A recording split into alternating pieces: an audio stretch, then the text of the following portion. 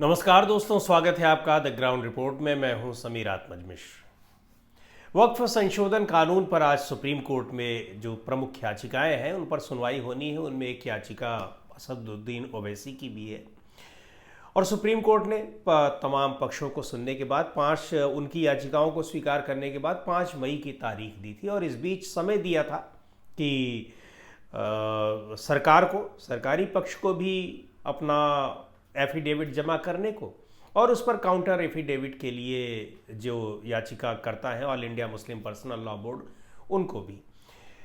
अब इस मामले में आज महत्वपूर्ण सुनवाई आज होगी ही और सबकी निगाहें हैं कि सुप्रीम कोर्ट का क्या रुख रहता है। लेकिन जिस तरीके से जल्दी से याचिकाएं दायर की गई इस कानून के बनने के बाद, सुप्रीम कोर्ट ने उनको स्वीकारा और सुनवाई की तारीख भी तय की, उसको देखते हुए लग रहा है कि प्राइमा फेसी सुप्रीम कोर्ट भी ये मान रहा है कि जो इसकी संवैधानिकता को लेकर जो चुनौतियां दी गई हैं, इस कानून की संवैधानिकता को लेकर, संवैधानिक प्रावधानों के उल्लंघन को लेकर, उसको सुप्रीम कोर्ट ने स्वीकारा है। अब सुनवाई के बाद सुप्रीम कोर्ट का क्या रुख रहता है ये देखा जाएगा। लेकिन जिस तरह से वक्फ बाई यूज़र और को सस्पेंड करना, उसको नोटिफाई ना करना इस धारा को, और इसके अलावा जो वक्फ बोर्ड है उनमें कोई नई नियुक्ति न करना, जो नए कानून के तहत जो वक्फ बोर्ड बने हैं, इन सारी चीज़ों से इसके लिए सरकार सहमत हो गई कि जब तक ये सुनवाई हो रही है, वादा करते हैं कि कोई हम इस पर नियुक्ति नहीं करेंगे, सरकार उसको नियुक्ति नहीं करेगी और नोटिफाई नहीं करेगी। एक तरीके से उसको सस्पेंड रखा गया है। इससे ये लग रहा है कि सुप्रीम कोर्ट जो तमाम दावे हैं जिन आधार पर इसको चुनौती दी गई है, उसको किस तरह से अब ठीक समझ रहा है।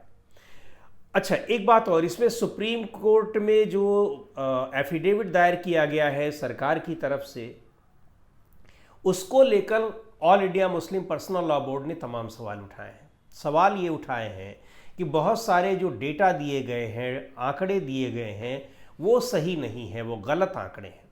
वो आंकड़े ये हैं कि 2013 के बाद किस तरह से कौन सी संपत्तियां वक्फ हुई हैं, वक्फ की संपत्तियां अचानक बढ़ गई हैं और तमाम सरकारी संपत्तियों को वक्फ की संपत्ति बता दिया गया है। इस पर ये जो एफिडेविट में कहा गया है उस पर आपत्ति जताई है all India Muslim personal law board ने। और मुस्लिम पर्सनल लॉ बोर्ड ने जो अपना एफिडेविट दिया है सरकार के सुप्रीम कोर्ट के सामने, उसमें उन्होंने कहा है कि ये सारे गलत तथ्य दिए गए हैं। अब खैर, ये सारी चीज़ें तो उसमें सुनवाई में आएंगी ही, सुप्रीम कोर्ट के सामने दोनों ही पक्ष अपनी अपनी बातें रखेंगे। लेकिन अगर ऐसा हुआ है तो ये अपने आप में बहुत गंभीर मामला है और all India Muslim personal law board ने कहा भी है कि जिन अधिकारियों ने ये एफिडेविट सौंपा है, एफिडेविट तैयार करने में जिन अधिकारियों की भूमिका रही, जिन्होंने इन तथ्यों को जुटा कर दिया है और वो गलत तथ्य हैं अगर, तो उनके खिलाफ कार्रवाई की जाए। ये अपने आप में बहुत बड़ी चीज़ है, क्योंकि कोई भी अधिकारी यूं ही गलत तथ्यों को सुप्रीम कोर्ट के सामने नहीं रखेगा। और अगर वो रख रहा है तो इसका मतलब उसके बैकिंग, उसके पीछे बहुत सारे लोग हैं, पूरी ताकत लगी है, सरकार की ताकत लगी हुई है। अब ये देखना है कि उसको सुप्रीम कोर्ट कितना मानता है, कितना नहीं मानता है। आपत्तियां जो all India Muslim personal law board की हैं, क्योंकि ये सारी चीज़ें वहाँ तय होंगी, वहाँ देखी जाएंगी।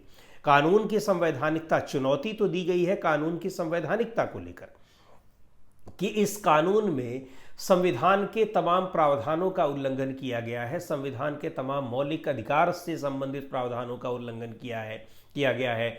आर्टिकल 14 का, आर्टिकल 21 का, आर्टिकल 25-26 का, यानी जो धार्मिक स्वतंत्रता का अधिकार है और अल्पसंख्यकों की स्वतंत्रता का अधिकार है, ऐसे बहुत सारे, समानता का अधिकार है, इनको चुनौती दी गई है कि इन सब प्रावधानों का इसमें उल्लंघन किया गया है। कानून बनाते समय इनको पूरी तरह से इग्नोर किया गया है, धता बताया गया है। इस आधार पर चुनौती दी गई है और इसी की यही मेरिट तय करेगा सुप्रीम कोर्ट कि क्या जो ये आपत्तियां दर्ज कराई गई हैं वो ठीक हैं या नहीं। लेकिन उससे पहले ये जो सवाल उठा है कि किस तरह से आंकड़े गलत दिए गए हैं, वक्फ की संपत्तियों को लेकर जो बताया गया है कि बहुत ज़्यादा संपत्तियां बढ़ गई हैं 2013 के बाद, और उन संपत्तियों में कैसे सरकारी संपत्तियों को वक्फ के नाम से बता दिया गया है, इस पर आपत्ति जताई है। ये एक नया बिंदु है। अब वक्फ संशोधन कानून को लेकर all India Muslim personal law board लगातार देश भर में एक अभियान चला रहा है, विरोध प्रदर्शन कर रहा है। हालांकि पहलगाम में जो घटना हुई है, आतंकी घटना, उसकी वजह से 3 दिन का ये प्रोग्राम सस्पेंडेड था, लेकिन उसके बाद से इसके खिलाफ प्रदर्शन लगातार हो रहे हैं। अभी पिछले शुक्रवार को नमाज पढ़ते समय, जो जुमे की नमाज होती है, उसमें कहा गया कि लोग काली पट्टी बांधकर नमाज पढ़े, यानी विरोध प्रदर्शन के अलग अलग तरीके अपनाए जा रहे हैं। 15 मिनट के लिए बत्ती गुल करने का कार्यक्रम रखा गया था, यानी उसको अंधेरा करने का, ये भी एक मैसेज देने का। तो all India Muslim personal law board एक तरफ तो सुप्रीम कोर्ट में ये लड़ाई लड़ रहा है वक्फ संशोधन कानून के खिलाफ, और दूसरी तरफ वो लड़ाई लड़ रहा है ज़मीन पर, यानी जो उसके अपने संवैधानिक अधिकार हैं विरोध का, उनके ज़रिए। अब आज की सुनवाई बहुत मायनों में महत्वपूर्ण है कि सुप्रीम कोर्ट जो आपत्तियां दर्ज कराई गई हैं, हालांकि इसमें याचिकाएं तो करीब 70 के करीब याचिकाएं दायर की गई थी और सबको क्लब कर दिया गया, चूंकि एक जैसी याचिकाएं थी, इसीलिए इन पर सबको इकट्ठा करके उसकी सुनवाई के लिए 5 मई की तारीख रखी गई है।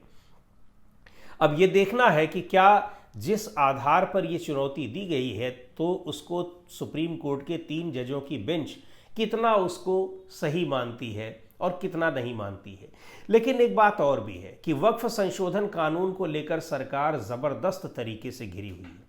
ये ज़रूर है कि पहलगाम की घटना के बाद थोड़ा इस मुद्दे से भी लोगों का ध्यान डाइवर्ट हुआ है, और सरकार ने डाइवर्ट करने की कोशिश भी की है जनगणना, आज़ादीगत जनगणना का फैसला लेकर। लेकिन ये मामला इतना आसान नहीं है, और इसको लेकर मुस्लिम समुदाय, न सिर्फ मुस्लिम समुदाय बल्कि दूसरे लोग भी और राजनीतिक दल भी इसमें मुस्लिम समुदाय के साथ हैं, इसके विरोध में साथ हैं। पहली याचिका ही इस बारे में इसके खिलाफ जो दायर की गई वो कांग्रेस पार्टी के सांसद की ओर से दायर की गई। उसके बाद सभी राजनीतिक दलों की ओर से याचिकाएं दायर की गईं, आरजेडी की तरफ से, समाजवादी पार्टी की तरफ से, डीएमके की तरफ से, और असदुद्दीन ओवैसी एआईएमआईएम के नेता हैं उनकी तरफ से दायर ही की गई, तो तमाम और कम्युनिस्ट पार्टियों की तरफ से। तो इसके खिलाफ बहुत सारी याचिकाएं हैं और पूरा का पूरा विपक्ष इस मामले में एकजुट है।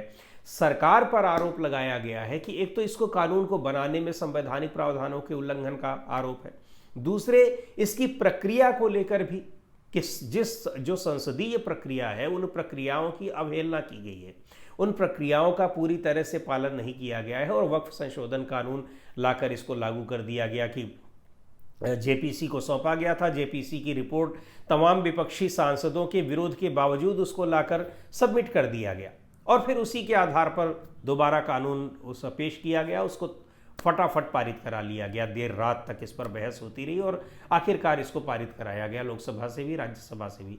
तो इसको लेकर बहुत सारे जो प्रक्रियागत ये आपत्तियां हैं वो भी हैं, उनको लेकर भी सुप्रीम कोर्ट में चैलेंज किया गया है। तो अब देखना है कि इस वक्फ संशोधन कानून को लेकर सुप्रीम कोर्ट का क्या रुख रहता है। लेकिन सरकार के लिए ये एक बहुत बड़ी परेशानी का कारण बन सकता है, क्योंकि जिस तरह से उसको नए प्रावधानों को सस्पेंड करना पड़ा, अगर उन प्रावधानों को सुप्रीम कोर्ट रिजेक्ट कर देता है तो वक्फ संशोधन कानून को लाने का फिर कोई मतलब नहीं रह जाएगा, क्योंकि यही इस सरकार की जो मुख्य मंशा थी वो यही थी कि एक तो वक्फ बाय यूज़र का प्रावधान, और दूसरा जो वक्फ बोर्ड बन रहा है उसमें गैर मुस्लिमों की नियुक्ति का मामला था। इसी पर सबसे ज़्यादा आपत्तियां हैं, और मुख्य रूप से सुप्रीम कोर्ट भी इन्हीं चीज़ों की सुनवाई कर रहा है। तो अब देखना है कि क्या होता है इसमें, लेकिन एक महत्वपूर्ण सुनवाई आज सुप्रीम कोर्ट में शुरू हो रही है, और इसको लेकर इस पर सुप्रीम कोर्ट का क्या रुख रहता है सबकी निगाह है। तो दोस्तों, आज की इस वीडियो में इतना ही। अगले वीडियो में फिर मिलेंगे एक नए विषय के साथ, एक नए मुद्दे के साथ।